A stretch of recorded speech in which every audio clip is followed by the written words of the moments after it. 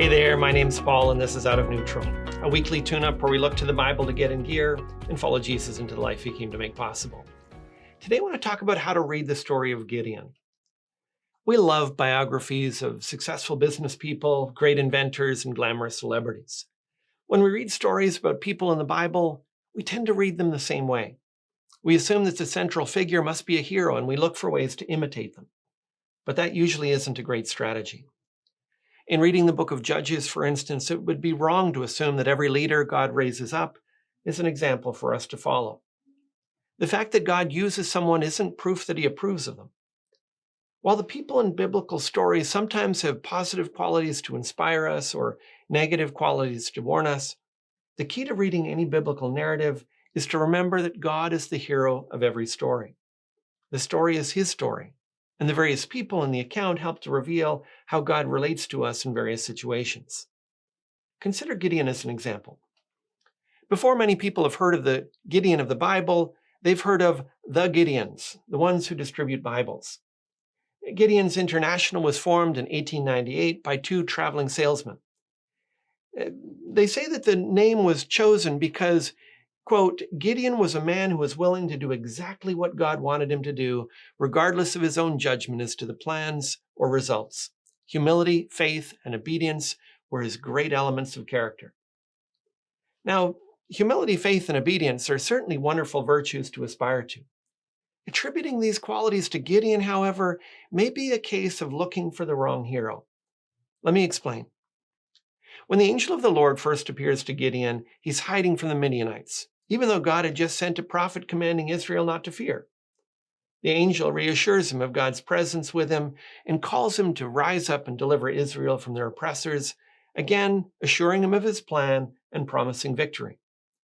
Despite this, Gideon responds with doubts, complaints, excuses about his lack of ability, and finally a request for a sign to convince him that he can trust God. God patiently answers each of Gideon's responses. But we're supposed to marvel at the grace of God toward him. When he's asked to tear down his father's altar to Baal, remarkably, he does obey. But he does it by night, and it says, because he was too afraid of his family and the men of the town to do it by day. After having been told several times already that God would give him victory if only he marched into battle, Gideon concocts a sign by which he wants God to prove himself. First, he asks God to fill the fleece with dew and keep the ground dry, then to keep the fleece dry and cover the ground with dew. Amazingly, people will imitate Gideon here, thinking that the passage is teaching that we should test God. We're instead supposed to marvel at the patience of God. After God chooses Gideon's army, he charges him to attack the camp of the Midianites. Even still, God offers more assurance.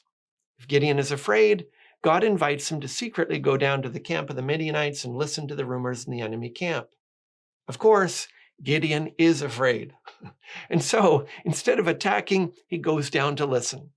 There, he hears two Midianites talking about a dream that God would give Israel victory. This gives Gideon courage. But when he leads the army into battle, he instructs them to shout, "For the Lord!" and for Gideon. After all that has happened, Gideon wants to share the credit for victory and see himself as the hero. Even Gideon has misunderstood his own story. We're supposed to marvel at the power of God. Now, seeing God as the hero of every story helps us understand what God is saying in the Bible. It also helps us understand what God is doing in our own lives. So often we try to see our own lives and our circumstances as if we're the hero of the story. But God alone deserves that role. When we see ourselves as supporting actors with God and his purposes on center stage, our own lives come into clearer view. May God give us eyes to see the world as he sees it. That's all for this time. Today's video has helped you get out of neutral. Leave a comment, share it with your friends, and subscribe to join us on the journey.